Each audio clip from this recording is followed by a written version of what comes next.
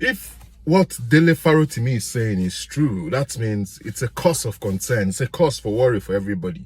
Because today, now Dele Farotimi, tomorrow it could be me, it could be you, it could be your relative, it could be your father, your mother, your brothers, or your sisters. So, man, it's a cause to worry about. And secondly, if what he's saying is true, that means he's been vindicated. That means his book is right. His book is all about the truth. His book is speaking the truth.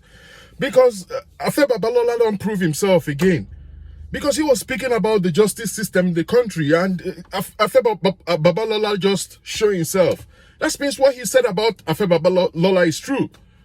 I would like you guys to listen to him, man, because this country is plunging into something else. Listen to him. It's about the rich. It's about those with connection. If you don't get connection, you are finished. Listen to Dele Farotimi. Listen to what he said. This was where it began to get interesting, because now I had to try and find out exactly what was going on. And I thank God for grace, because we must all become very clearly aware that there are times when you will be waiting to find angels with wings. But the angels that will be sent to you might not come with wings. But there have been men and women who stepped up to the plate in the last couple of days with information, and information is power. It came to my knowledge that there is a charge that had been fraudulently preferred against me before a court in Ekiti State at the instance of Chief Afe Babalola. This charge had been fraudulently preferred, hidden from view, and the court had purportedly demanded my presence multiple times, and I had failed to appear before this court. And this court had then proceeded to issue a bench warrant for my arrest. This is classic Afe Babalola. I detailed his corruptive influence in my book, Nigeria and its Criminal Justice System. And what he has done is exactly what he has always done in hiding. But he has done it this time again.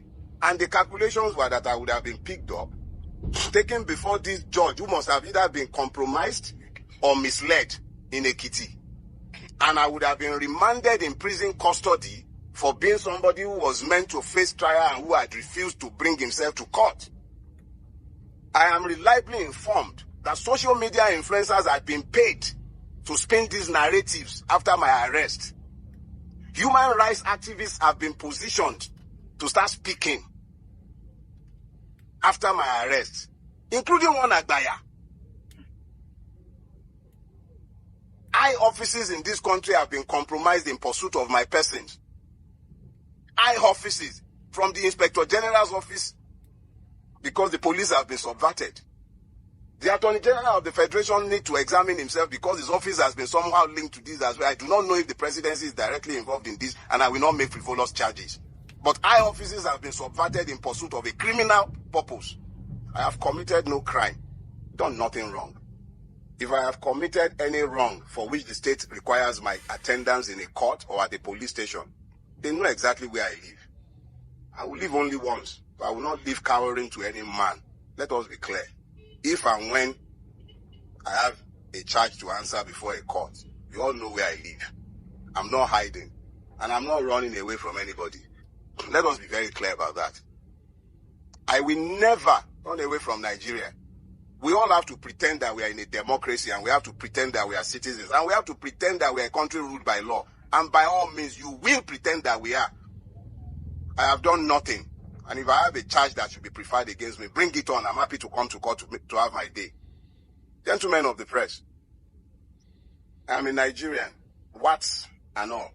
I'm not different from any one of you, but I desire a better Nigeria. And in my desire for a better Nigeria, the only weapon I have employed, whilst others have picked up guns, whilst they've picked up lies, blackmail, the only weapon I have ever used is the truth.